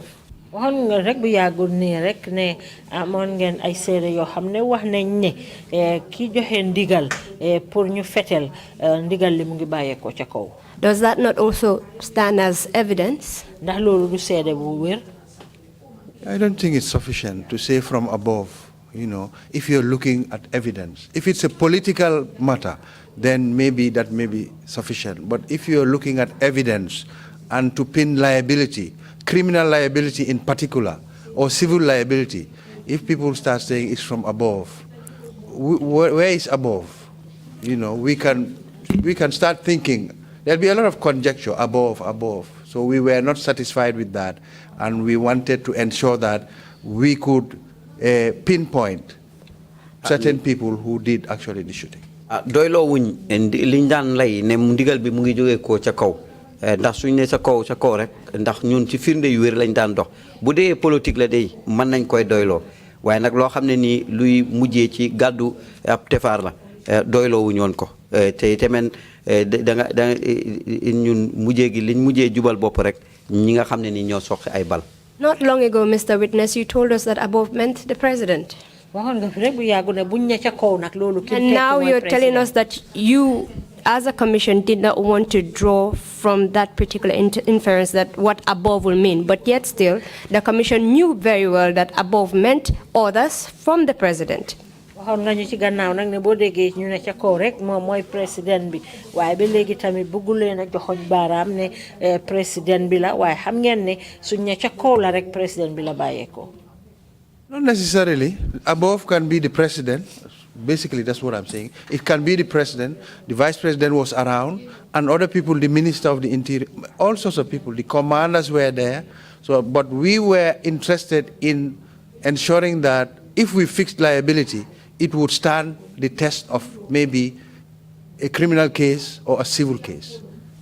Buñ ne ca kaw loolu day mun naa nekk président bi mun naa nekk kii si topp di vice président bi mun naa nekk tamit ministre bi saytu wàlli doxalini biir réew mi ak wàlli police intérieur mun naa nekk tamit commandant yi foofu noonu waaye nag firnde bi nga xam ne ni mooy firnde bu wér bu fekkee ne moom lañ bëggoon kon ñun dañ jubal bopp rek ñi nga xam ne ñoo defoon fetali. Mr. Witness, you're telling us that the commission knew where the orders came from to shoot the students, yet still it was not ready to give the criminal liability of the shooting to the state, who was responsible for ordering the shooting of the students. Dañu bëgg wax ne commission bi daal ñoom xamoon nañ ndigal li fan la bàyyeekoo waaye buruñ woon a jël rek teg seen loxo ne kii ndigal gi ci kii la bàyyeekoo ci ñi nga xam ne ñoom la jox ndigal ne nañ fetel student yi. No, the commission did not know for certain where the orders came from. I'm saying that this is what people were saying. We didn't know. That's why we set out to find out. Xamuñ woon ko ne ñun fan la ndigal boobu bàyyeekoo lii nag li ma wax rek mooy lii la nit ñi daan wax ñi daan seede si ne ci kaw la jógee ko. But the evidence before the commission at that time suggested that the orders came from the president himself or from the leaders of the state at that time. waaye nag yi nga xam ne moom ngeen daan jot ci jamono jooju ci commission bi loolu leeraloon na ne ndigal li mu nga bàyyeewu ko woon ci ki nga xam ne woon président bi jiite jamono boobu noonu. We were not sure. We were not sure or certain that these were orders which came directly. Like somebody, we didn't have a commander who came to us and said, X gave me this order. Y told me to do this. Z said I should do this. That's the kind of certainty in which you say you can pinpoint anybody with liability. But mostly they will say from above. leral bu wér boobu nga xam ne nii moom lañ doon séntu pour mun koo gàcce kenn loolu nag nekkoon na loo xam ne nii jafe woon na ndax amul kenn ku ñëwoon wax ñu ne man diw moo ma ne ma def lii wala diw moo ma joxoon ndigal ne naa def lii. If, for example, if a witness had come before the commission at that time and said, I was given orders by the president to shoot at the students and we did, would you, the commission at that time, have considered that particular evidence? jamono boobu nag bu amoon kenn koo xam ne ñëwoon na ci seen kanam joxe fa seede pour wane ne président bi moo joxe ndigal pour ñu fetel ci kaw taalibe yi ndax jamono boobu ni kon di ngeen doon jël loolu seede boobu def ko lu wér. We took into account everything that came before us, all this kind of evidence. dañ daan gaaral nag mboolem seede boo xam ne nii ñëw na ci suñ kanam ñu dañ ko daan fulaal. Mr. Witness, you've not answered my question. Would you have found the president liable if a particular witness had come at that time and said, we were ordered by the president to shoot at the students? ndax jamono boobu tontuwuloo ma de ndax dama ne ndax jamono boobu boo leen amoon ku ñëwoon taxaw jaxara ne leen président bi moo ñu jox ndigal pour ñu fetel taalibe yi ndax kàddoom ni nga ko toon di ngeen doon jël en ko président bi. Yeah, if we believe that person, if we believe the person. If we didn't believe him, we wouldn't have. But we were interested in ensuring that those who did the shooting were fixed with the liability. buñ óoloo kooku ni kon dañ ko doon yóbbaane de waaye nag bu fekkee ne óolu ñu ko duñ ko doon di def. In simple terms, you're just telling the commission that you were just interested in the people that shot at the students and not those that gave the command to shoot. mel daa man ni ma ko gisee mooy li ñu bëgg a wax fii mooy yéen seen itte yëpp mooy woon ñan ñoo soxi bal yi ci kaw taalibe yi waaye amuleen woon itte pour xam kan moo joxe ndigal yi pour ñu fetel taalibe yooyu. No, we were interested in the truth. That's what we were interested in. ñun na li ñu soxaloon rek moo nekk dëgg ji. And the truth for you was only those people that shot at the students.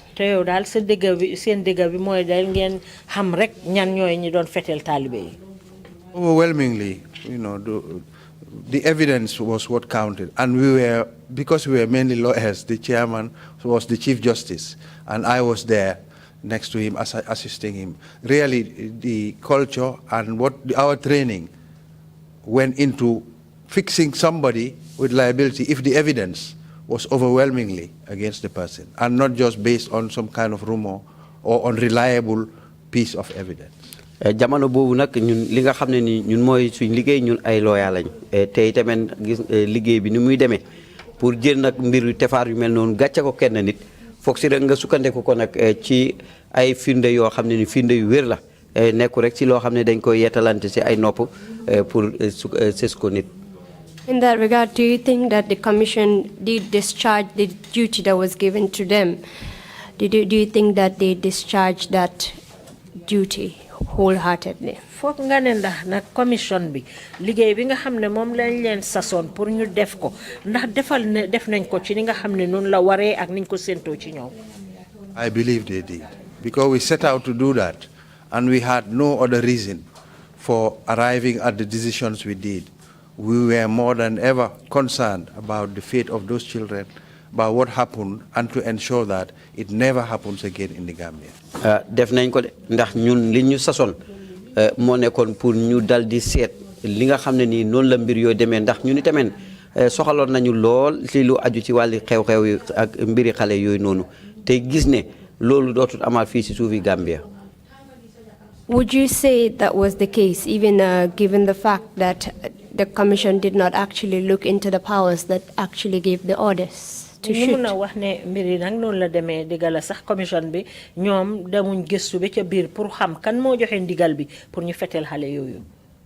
We set out to look into that, but the evidence we had was not sufficient to pin liability on any other person at the time, really. Because people, if somebody comes in and says, X did this, Y said this, we were very, very apprehensive of any political motive or other motive, and so we felt we were safe to consider evidence, hard evidence, on the ground at that time. Ci mbiri firnde yu wér dey amuñoon ci lu doy pour mën koo gàcce kenn nit ndax jamono boobu loolu ñu ngi nekkoon fii jamono boo xam ne nii lu jubal bopp la ndax su kii ñëwee wax lii kii ñëw wax leneen ñu ngi xalaat ndax lii du loo xam ne ni ñu ngi ko gàcce ci wàlli politique wala leneen moo tax na mënuñoo jël nag loolu gàcce ko kenn nit. I'll leave that point for the commission to decide, given your answers. Nak bunta bobu xara ba baye ko commission bi ñom ñu dogal wër ko nak ci tontu yi nga xamne mom nga joxe. Can you tell us what the findings were by the commissions? Ding ñu mëna wax nak commission bi ci mujjentel ba ñom lan lañ gis nak ci mbir mi na mo xew. Once again, it's almost 20 years since then. So off the cuff, all I can say is basically that those soldiers and members of the security forces who were deployed on the day actually fired on the school children, and they fired live bullets and killed some of those children. Others were tortured unlawfully, detained unlawfully, and that kind of thing. Loolu nag comme que ay ñaar fukki at dara jamono ji ay at yu yàgg la jamono ji liñ ci mën a fàtte mooy nekk ne gis nañ ne ay nit di ay ñu yëngu ci wàlli kaaraange gi ñoom génn nañ dal di soqi ay bal ci xale yi di bal yoo xam ne ni bal yu mën a rey la rey nañ ci ñoom dal dinañu métital ñenn ci ñoom te ñenn ci ñoom te loo xam ne ni dëppawut ak yoon. And did the commission make any recommendations as to the people that you considered liable for such acts? Commission bi nak ndax am na wenn ndigal boo xam ne joxe nañ ko pour teg ko ci kaw ñi nga xam ne gis ngeen ne ñoom ñoo def fetel yooyu noonu. I stand to be corrected, but I believe some of the recommendations were that those who were guilty of some of those acts ought to be brought before the law, and the children who were tortured, wrongfully detained, and those killed, the relatives ought to be compensated. This is what I can remember. Ci su maa ngi taxaw nag ci anam goo xam ne nii su ma réeree mun nañ maa jàjjanti waaye nag liñ ràññee woon nag bokk na ci ne ñi defoon ñaawteef boobu ñu dal di leen yóbbu ci kanam yoon ñi nga xam ne nii ñoom lañ ci rey wala ñi nga xam ne nii ñoom lañ ci gaañ wala ñi nga xam ne ñoom lañ ci téye woon téye boo xam ne dëppuwut ak yoon ñu dal di leen jox ndàmpaañ. How did the executive at that time react to your recommendations? Kilifa yeen nag jamono boobu nag ñoom naka lañ tontoo yéen gëstu boobu ngeen defoon ba joxe ndigal loolu. Believe they said they accepted the report, but they were not happy with some of the recommendations, definitely. kontaanu ñoon de ci yenn li nga xam ne nii moo nekk li ñu ràññee ci report boobu waaye nag nangu woon nañ report bi tamit. Which recommendations exactly were they not happy with? Ban ci ndigal yi ngeen joxe woon moom lañ kontaanut. I believe the compensation and taking some of those members of the security forces before courts, before the law. I think they didn't like that. Because the president, I believe, his remarks were always that the children were wrong in coming out on that day and doing whatever happened. Well, we did not agree with him at all.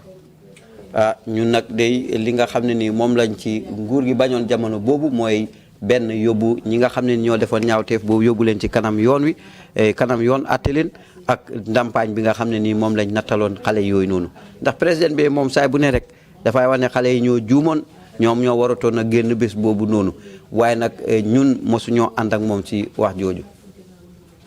After working in the Commission of Inquiry into the April 10 and 11 incident, gannaaw boo liggéeyee nag ci jàmbur yooyu ñu tànnoon ngir ñu def gëstu ci xew-xew boobu amoon April 10 ak 11. What did you do next? gannaaw bi loo def. I continued my practice, and subsequently I was appointed as Attorney General, Minister of Justice, and Minister for the National Assembly. jamono boobu nag ma continuer di yaxantu ci suma liggéey bi rek ni nekk lawyer di doxal suma bopp di lawyer dox dépasse di private mu jéegi nag ñu tànn ma fal ma nekk ministre bi saytu wàlli loi ak atte ci réew mi ak lépp lu aju ci wàlli néegi député yi. When were you appointed as Attorney General? kañ lañ la tànnoon def la Attorney General. I believe 30th January 2001. yaakaar naa ci fanweeri fan ci weeri January atum 2001. After your appointment as Attorney General and Minister of Justice, gannaaw buñ la defee na Attorney General ministre bi saytu wàllu luwaay ak atte yi. did you further advise the President on the recommendations made by the Commission? ndax continué nga waa na di digal président bi lu aju ci ndogal bi nga xam ne moom la commission yi jëloon ci mbir moomu. Do you mean advice? He did not sort of seek my advice on that, but we prepared cabinet papers dealing with some of the issues raised. moom nag sàkkuwutoon nag suma yeddeef ci loolu waaye nag daal di woon nañu def ay kayit bind loo xam ne ni daal mu ngi aju ci mbir moom. Can you tell us the position of the cabinet on this issue at that time? di ñu mun a wax na cabinet bi mu mbooloo ministre yi ñoom lan mooy wen seen taxawaay ci mbir mi jamono boobu. Okay, as Attorney General, Minister of Justice, and the National Assembly matters, I sponsored a paper, cabinet paper, took it to cabinet, and asked that government compensate these children. Comme nag ci maqamam ministre bi saytu wàlli loi ak atte ci réew mi ak lu aju ci wàlli néegi député yi bindoon naa nag loo xam ne ni mu ngi jëm ci wàlli ndampaañ pour xale yi loo xam ne dana jóge ko ci nguur gi. And when the cabinet paper arrived at cabinet, ci jamono boobu nag nga xam ne ni kay googu àgg na ci pencum ministre yi. and I took it through, I read through it, and led cabinet on it. The overwhelming number of cabinet members just stood up and said, yes, we should do it. We should compensate them. But the president said no. bi nga xamee nag dal dinaa leen jiite ci kayit googu li nga xam ne loolu la ëmb ñoom nag ministre yu bari dal dinañ jóg taxaw ñëpp ànd ci ne waaw loolu de lañ war a def waaye mu jégi daal président bi mu ne diirit. We tried to persuade him throughout that meeting, but he was adamant. ñu fexe pour neexal ko waaye nag booba daal bañ na. And then that was the end of that. That cabinet paper did not succeed. mu jégi daal mu jéegu loolu sotti ndax foofa la loola em. Finance too was ready to pay, but obviously the president is really the minister of finance, because the finance minister cannot take out any funds if the president doesn't agree with it, especially at that level. Finance sax ñoom itamit di buntu bi saytu keesi nguur gi ñoom sax bëggoon nañoo fay de waaye nag jamono boobu président bi daanaka moom mooy ministre bi saytu wàlli keesi nguur gi ndax bu rëy ñemewuñ koo génne te président bi yëgu nanguut. Why do you think the president was adamant in not paying the compensation to the student? lan moo tax nga fa ne président bi moo tax mu bañ ngir ñu mun a fay ndampaay ci taalibe yooyu loru ci xew-xew boobu. He was misguided, that's all, because he felt that the armed forces did not do anything wrong, and he wanted to forget about that issue. But it wasn't going to go lightly, because everybody in the country and the whole world felt that it was wrong, and it was wrong. So he ought to have done something, but he was adamant, strong-headed mostly, as he was really. mu ngi mujjee rek ci li def yi nga xam ne nii moom loolu la doon doxe ndax mujjee gi bañ na te tamit gis ne daal soldaar yooyu liñ def wala ñi yëngu ci wàlli kaaraange liñ def amu dara lu ñaaw luñ def waaye nag daf jal na doon jafe de ndax réew meeg adduna bi yëpp teg nañ seen bët ne loolu jaaduwutoon te jaaduwut. Wouldn't the payment of compensation seem as if the state was assuming responsibility for what happened in the April 10 and 11 incident? foog loolu xëj na bu nangu woon ndampaay loolu dafa mel ni réew mi nguur gi nangu nañ ne ñoom ñoo tooñ ci xew-xew boobu nga xam ne moo amoon April 10 ak 11.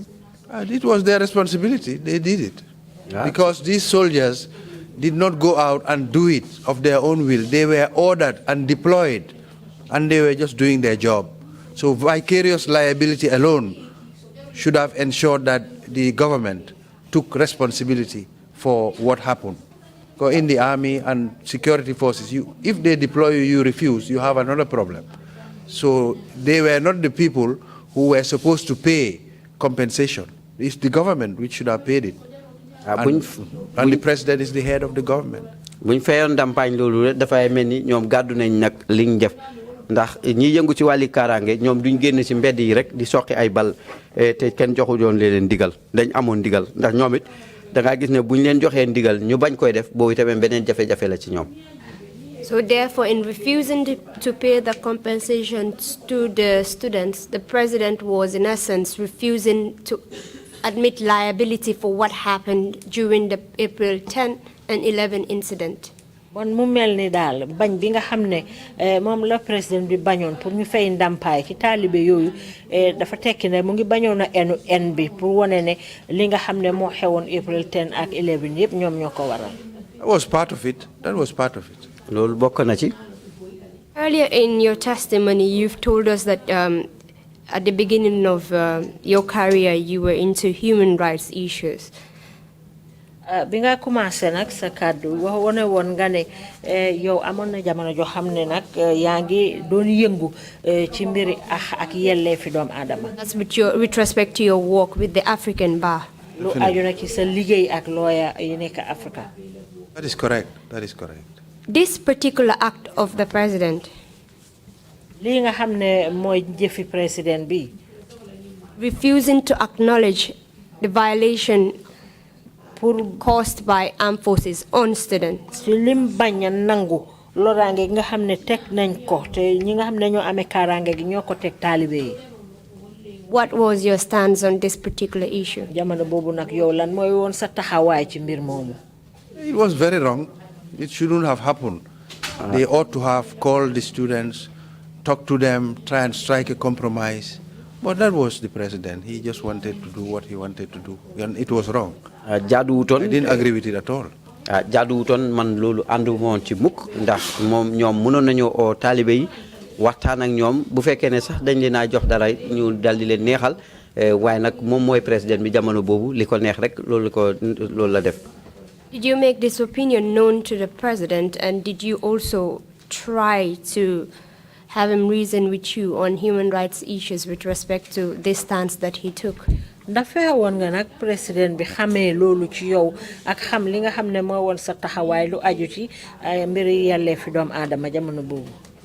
He knew about it. That's why I was appointed to serve on that commission. He knew what I was doing in respect of human rights and in the African Center and the African Bar. He knew. I didn't have to write to him again. xam na li ma daan liggéey ci bunte liggéeykaay boobu noonu loolu moo waraloon sax suñu tànneef lu aju ci mbir yi gestu boobu noonu ndax xam na liñ daan def lu jëm ci wàlli xeeñtu ak doomu aadama. Actually, Mr. Witness, you've not answered my question. My question was as advisor to the president, the attorney general, advisor to the state. Did you advise the president on the human rights issues that were being undermined with respect to his decision, the decision he made in not paying compensation to the students? Lima laajte mooy ndax yow jamono jooju xam ne yaa daan digal président bi yow yaa nekkoon ministre bi amee luwaay ak atte gi ndax leeraloon nga ko ne lim bañ pour nangoo tegu li nga xam ne moom lañ def taalibe yooyu ay dafa yàq yellee fi doomu aadama ndax yeddoon nga ko loolu. Yeah, generally speaking, and with the cabinet paper, that was part of it because really everybody knew that it was an abuse of human rights. Children were detained wrongfully. People were killed unlawfully. And, in introducing the cabinet paper, I dealt with all that. Waaw ëmb na ko nag ci cabinet paper bi di kayit boobu nga xam ne moom lañ bind ci pencu ministre yi ne daal xët yelleef la jàpp ni ñi rey ñii ñu jàpp leen ñii ñu tal di leen toroxal. When the president made the decision not to pay the students, did you further advise him that it's against human rights principles not to do so? na continuer na pour digal ko ne loolu day bu ko defee bon dafa yaaxa sarta yi nga xam ne moom lañ tëral lu aju ci mbiri yelle fi doom aadama. I had done enough. I didn't need to keep saying, flogging a dead horse. I kept saying it. We told him. He knew it. It was of no use to keep saying the same thing all the time. We did it. We said it. wax naa ko ko bamtuwaat nañ ko waaye nag jaralut ñu ko wax na nag ci léebub angale maanaam fas wu dee nga nekk di ko dóor rek loolu daal mujjeewut mën a nekk. So you felt that no matter what you did, he had made up his mind, and you did not further advise him on the issue. Won yow daal ni nga ko gisee woon mooy comme moom jël na dogal ba pare amoo tut njëriñ daal pour nga continuer di ko yedda ci li nga xam ne moom la def.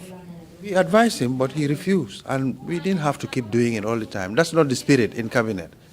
Yedda nañ ko mu bañ ñu ne mënuñoo continuer rek di ko yedd di wax rek benn wax bi loolu du li nga xam ne nii mooy jikko ji ci biir cabinet bi du den doxalin. What happened to the recommendations that the Commission of Inquiry made? ñi nga xam ne ñooy jàmbur ñu tànnoon ñu def gëstu boobu nangutoo bi nga xam ne moom lañ def nag ca mujjanteel ba loolu fu mujjee. Generally, I think in the end, a few of the students were sent abroad, I think for medical treatment.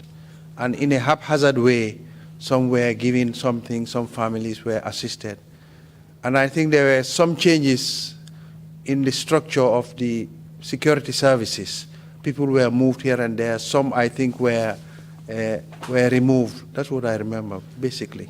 ci li ma fàttaleku daal mooy am na ñoo xam ne ni jot nañ leen a yóbbu pour faji leen bitim réew ñenn ñi tamit am na ñoo xam ne jox nañ leen tuuti ci wàlli kaaraange gi am na wecceeku yoo xam ne ni def nañ ko ñi toxal nañ leen ñi génn nañ leen.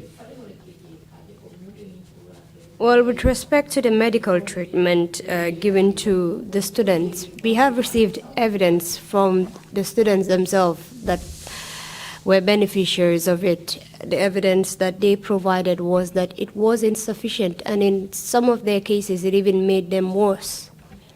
li nga xam ne nag moom lañ jotee ci ñenn taalibe yi nga xam ne ñu ngi leen doon faj ñoom liñ feeñal mooy ne liñ joxe woon pour ñu fajee leen ko sax doyut pour war leen a mun a faj dafa tax sax ndaxam be mbir yi gën a méttiloo seen faju bi.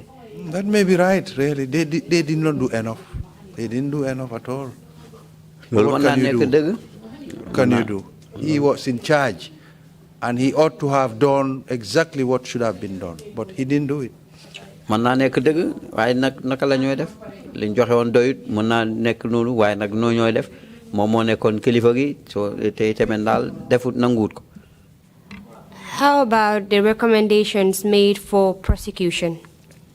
naka li nga xam ne moom lañ dogal nag pour ñu àtte leen.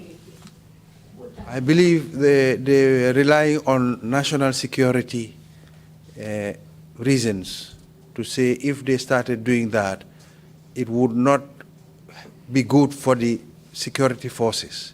It would demoralize some of them and would create all kinds of disharmony. So because of that, they didn't want to charge any of them at all. ci wàlli atte nag nanguwuñ ko def yaakaar naa ñu ngi ko sukkandiku woon rek ci wàlli kaaraange gi réew mi wane ni daal buñ ci jàppee ñenn ñi di leen atte da nga gis ne daal danañ xajamal mbiri kaaraange gi ak seen taxawaay ak yeneen. When they raised the issue of national security with respect to prosecuting individuals responsible for human rights violations, what was your advice then to the government? ñoom nag biñ waxee ne bu fekkee ne yóbbu nañ leen ci yoon muy ñooñu nga xam ne ñoo nekk ci bunti kaaraange gi dafa am lu mooy xajamal ci wàlli kaaraange réew mi yow lan nga leen digal ci mbir moomu. Well, I advised them that the recommendations were sound and that they should, as much as possible, follow them. li ma leen wax rek mooy ràññeef yooyu de nekk na loo xam ne nii ràññeef yu wér la de te nañ fexe nag def luñ man dal di ko toftal. But again, he refused. He refused to do it. waaye ba léegi rek mu bañ daf ko bañoon a def. And when that happened, what did you do as the Minister of Justice? léegi nag ba loolu yëpp xewee yow mi nga xam ne yaay woon ministre bi ñu dénk wàlli atte yi ak bunti luwaay loo def. Subsequently, because of that and a few other incidents, I resigned and left the cabinet. ci loolu nag boobu ak yeneen mbir ci la bàyyi liggéey bi dal di dem toppatoo suma yeneen soxla. Prior to you resigning, you tabled a bill before the National Assembly. balaa nga bàyyi liggéey bi nag dafa am loo teewal ci kanami néegi député yi pour ñu def ko luwaa. Can you please tell us about that? Which one? I tabled many bills before. That's Act number 5 of 2001. ban la ci mooy Act number 5 of 2001. Doing what? It's the Indemnity Act. Indemnity Act. The Indemnity Act, I didn't table that before the National Assembly. That was passed way back in 1981, I think, after the failed coup. ci Indemnity Act bi nag loi boobu du nekk man maa ko tëddal de ndax loolu nekk na ci boori 1981 njëlbeeni coup d'état bi amoon te sotti wutoon. My apologies. It's actually Act number 8. The amendment to the 1981. That is Act number 5 of 2001 is an amendment. boobu soppali la maa ngi jégalu soppali la boo xam ne ñu ngi ko tëraloon ci wàllu luwaay. I may have taken a bill to amend that Indemnity Act, which was passed before my time, but I don't remember the amendments now. It's almost 20 years. roxandeku boobu de loolu laa yóbbuwoon ci néegi député yi lu aju nag ci loi bu nga xam ne nii tëraloon nañ ko pour doxal ko depuis atum 1981. When this particular amendment was taken before the National Assembly, there was a lot of outcry from the civil society and human rights defenders as well. loi bi biñ ko feeñale soppali yi ci wàlli loi boobu biñ ko feeñale ci néegi député yi amoon na ngaaña gu bari goo xam ne mu ngi bàyyee woon ci ñi nga xam ne ñoo taxaw pour xeexal doomu aadama. ngaañoon nañ ko bu baax. I'm sure you must have remembered that. te xëj na nag mun ngaa fàttaliku loolu. No, I can't remember because you see, when you're a minister, if there are rumors, you don't know about all these rumors. You're busy running up and down most of the time. But tell me what the rumors were.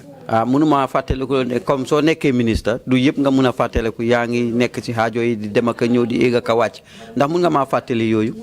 I'll tell you just after the break. Mr. Chairman, I believe this is a good place to stop for the break. Fine, thank you, Council, and thank you, Mr. Joof. We will resume at 12:30. Meeting is adjourned. Thank you.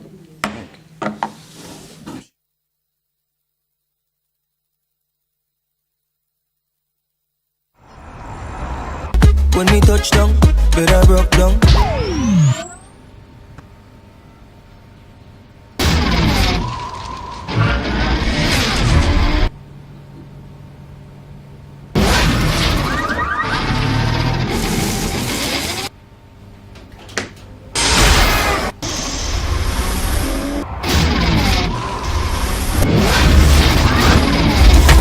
Gamtel G Fiber, now you can enjoy super fast internet in gigabytes. G Fiber is affordable, stable, secured, and accessible to homes, businesses, and enterprises. With Gamtel G Fiber, the future is speed. Gamtel, creating a brighter future in communication. So she became mine and see that.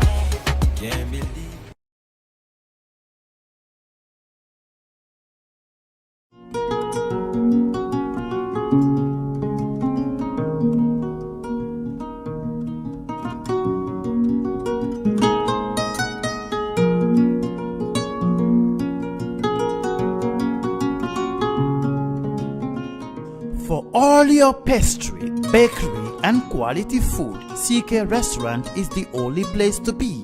We do catering for birthdays, weddings, and all related services. We have all kinds of local foods, American, European, and even beyond.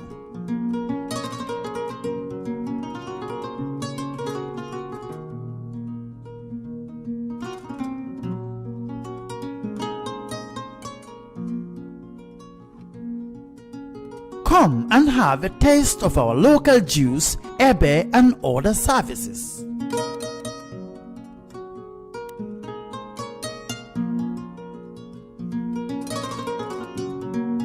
At CK Restaurant, customer satisfaction is our priority.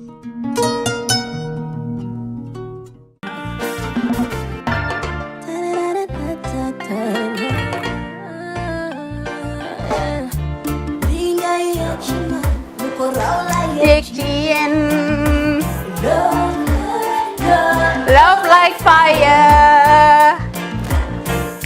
Wow.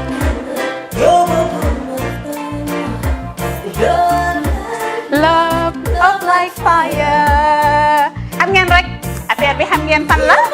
Skincare la. 2020 lañ wax de. Waaw. Fii nag mooy Kerr fan Kerr zero tache. Perfect skin. Skincare saa su ne rek niñ ko dee defee rek. Loo lañ soxlaati rek. Maanaam bu ngeen am problème ci seen skin ngeen xam ngeen fan la. Fii ngeen di ñëw.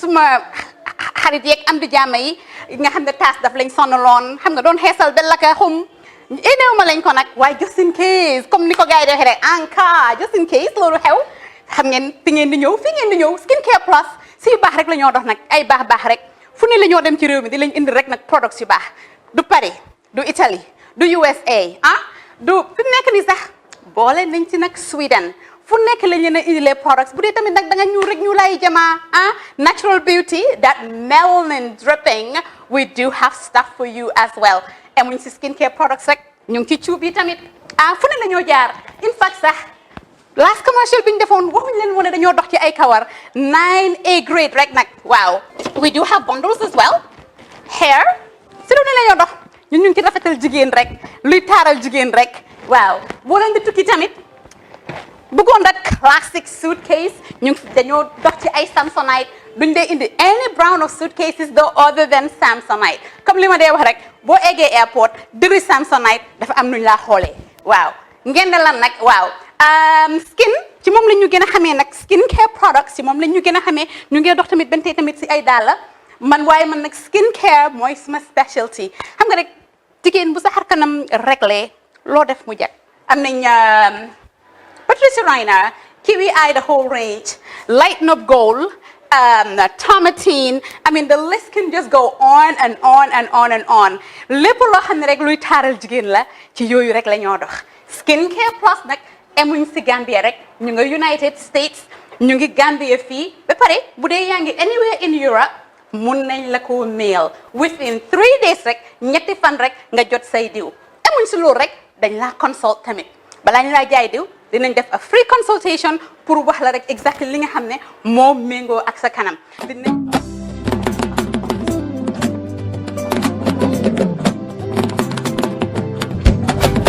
namoon naa leen danoo gëj a gisee lool namoon naa leen danoo gëj a gisee lool mbaam du ca dee doomi mbaam du ca dee ndawa kamu miin saa yi mu gisul tooy asalaamaaleykum asalaamaaleykum defuñ nag lu dul rek demal lañ ba Austria jëndal lañ jes na fa mu gën a piree jes na bi gën a ndaanaan la ci jes na yi ñu naan ko Magnum XL ak Magnum Air in fact Magnum Air sax dafa génn ngut waaye da ngeen ko dégg ca kanam tuuti rek moom laa lañ indil waa Gambie xam ngeen ne yebuma leen xeebuma leen te duma leen fontoo man yéen laay bégee xangañ loolu lañ nama nag ma indil lañ mu ngi nii loolu lañ nama ci jes na rek xolo boo lañ nama ak design boo lañ nama rek egsi na manaan lañ nag egsi lañ mu ngi nii Skincare Plus laati de xam ngeen ne rek suñ plus yi comes in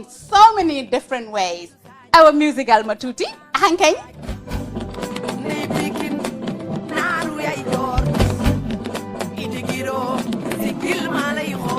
waaw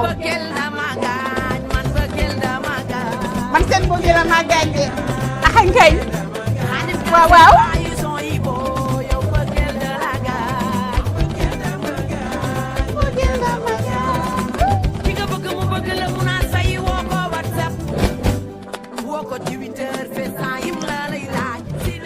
Skincare Plus of the Gambia niñ leen ko taamoo di defalee rek mun ngeen ñoo jot ci number yi bu dee Gambia fii la call lañu si 3699137 bu dee yaa nga United States nag call ñu si 347-731-0071 te naan lañ nag suñ contract bi DHL mu nga fam ne woon ba léegi foo nekk ci àddina rek boo ñu ne ring ñu jaay la paagal la ba pare yónnee la ko ci ak nu mu gën a yombee xam nga rek fañ ne woon fala ba léegi number si naka la 347-731-0071 mooy United States suñ number bi fii locally fii ci Gambia fii mooy 3699-137 te naan la nga number yëpp a ngi WhatsApp boo ñuy call dañu am noonu rek la nag waaw